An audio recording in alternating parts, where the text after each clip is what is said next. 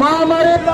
अभियोग हुए से जलता कहीं प्रभावित होला तर मुख्य महिला कांग्रेस अध्यक्ष बलियार सिंह महोदय पूर्वतन महिला कांग्रेस सभापति थे लता नायक ब्लॉक कांग्रेस सभापति भूषा नायक एवं एससीसीएल चेयरमैन एसडीसीएल चेयरमैन समस्त सहमंचर उपस्थित समस्त भाई और बहनी समस्त को नमस्कार एवं स्नेह। आज ये जो गण विक्षोभ नहीं ये आह्वान ये बीजेपी सरकार विरुद्ध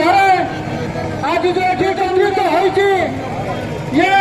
स्वतःप्रभुत्व भाव राउरकेला म्यूनिसिपालिटी सामने जो हंगामा हो जो साहस लोक घर एकजुट होती तार मुख्य